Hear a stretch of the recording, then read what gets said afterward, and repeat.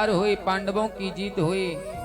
महाभारत के युद्ध में दुर्योधन टूटी हुई जंघाओं को लेकर पड़ा है। उसी समय की बात, द्रोणाचार्य का पुत्र अश्वत्थामा आया। अश्वत्थामा आया। अश्वत्थामा ने कहा कि क्यों रोते हो मित्र? पांडवों की जीत हो गई इसलिए? बोले हाँ। क्या दुख है? दुर्योधन ने कहा कि मुझे दुख इस बात का नहीं कि मैं हार गया, मुझे दुख इस बात का नहीं कि मेरे 100 भाई मारे गए, मुझे दुख इस बात का है कि हम 100 मारे गए, 100 मारे गए, पर पांडवों में से एक भी नहीं मरा। अरे एक भी मर जाता तो मैं सुख से मर जाता कि 100 भले ही मर गए पर एक तो मार लिया। पर धिक्कार है मुझे, तेरा अक्षौहिणी सेना, पितामह भीष्म, कर्ण, दुशासन, द्रोणाचार्य, कृपाचार्य जैसे वीर मेरे साथ थे और मैं हार गया। समझ नहीं आता, रोने लगा। अश्वत्थामा ने कहा मुझे पता है तुम क्यों हारे हो। क्यों? बोले इसलिए हारे हो कि तुमने अधर्म नहीं किया। पांडवों ने अधर्म से युद्ध को जीता है। कैसे? अरे वो कृष्ण जहां रहता है वहां अधर्म की बात जरूर करता है। क्या करता है? याद करो, पितामह भीष्म को मारने के लिए शिखंडी को आगे कर दिया। पता था कि भीष्म शिखंडी पर बाण नहीं चलाएंगे, इसलिए जानबूझकर कृष्ण ने शिखंडी को आगे किया और पीछे से अर्जुन ने बाण चलाया। ये अधर्म नहीं तो क्या है? याद करो, कर्ण के रथ का पहिया कीचड़ में फंसा है। वीर कर्ण रथ से उतरकर अपने पहिए को निकाल रहा है। निहत्ते कर्ण पर कृष्ण के कहने पर अर्जुन ने बाण चलाया। निहत्ते पर बाण चलाना ये धर्म है या अधर्म है? बोलो। कर्ण को अधर्म से मारा।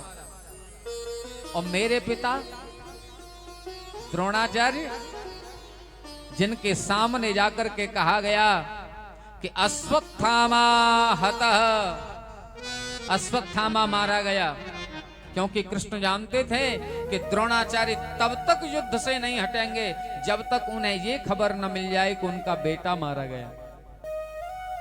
लेकिन मैं तो जिंदा हूं। और झूठ मूठ का प्रचार करके कृष्ण ने कह दिया कि अश्वत्थामा हतः। द्रोणाचार्य ने कहा अरे कृष्ण मैं तुम्हारी बात नहीं मानता। क्यों? भगवान बोले मैं भगवान हूं, मेरी बात नहीं मानते। द्रोणाचार्य ने कहा तुम तो झूठे भगवान हो। कैसे?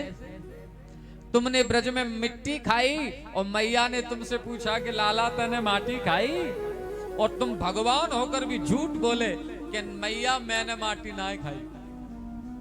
अरे जो एक बार झूठ बोल सकता है वो अब भी झूठ बोल सकता है। तुम्हारी बात का मुझे विश्वास नहीं।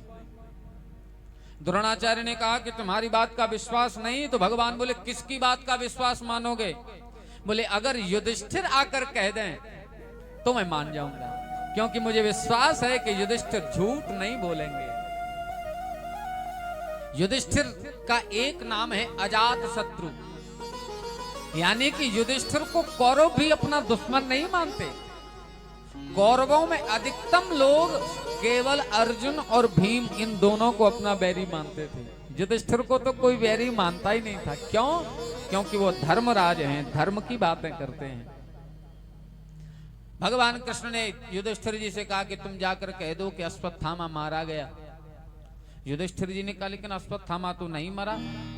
अरे बोले अश्वत्थामा नाम का हाथी मर गया है, आप तो केवल इतना कह दो कि अश्वत्थामा हतः। युधिष्ठिर जी ने कहा कि आप मुझसे झूठ बुलवा रहे। बोले झूठ कहां बुलवा रहे हैं, आप तो सही बोलो। आप तो केवल इतना बोल देना कि अश्वत्थामा हतः, अश्वत्थामा मारा गया। बाकी वो मनुष्य है कि हाथी है ये बताना ही नहीं है। कृष्ण की बातों में आकर युधिष्ठिर चले, द्रोणाचार्य के सामने आए। द्रोणाचार्य ने पूछा कहो युधिष्ठिर क्या अश्वत्थामा मारा गया? युधिष्ठिर ने कहा हाँ हाँ आचार्य, अश्वत्थामा हतः।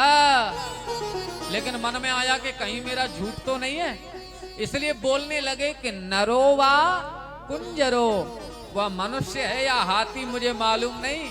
जैसे ही कहा कि अश्वत्थामा हतः नरोवा कुंजरो, बस अश्वत्थामा हतः इतना तो सुनाई दिया। जैसे ही उन्होंने कहा कि नरोवा कुंजरो, भगवान ने शंख बजा दिया। शंख बजाया तो नरोवा कुंजरो सुनाई नहीं दिया, और द्रोणाचार्य ने समझा कि मेरा पुत्र मारा गया।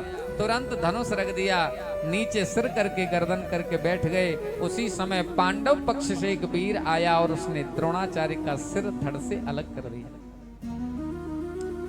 तो पांडवों ने अधर्म किया। भीष्म पितामह भीष्म को अधर्म से मारा, मेरे पिता को कर्ण को अधर्म से मारा, और आज तुमको भी अधर्म से मारा है। कैसे? तुम्हारी माता ने कहा था कि नग्न होकर मेरे सामने आ जाओ तो शरीर लोहे का हो जाएगा।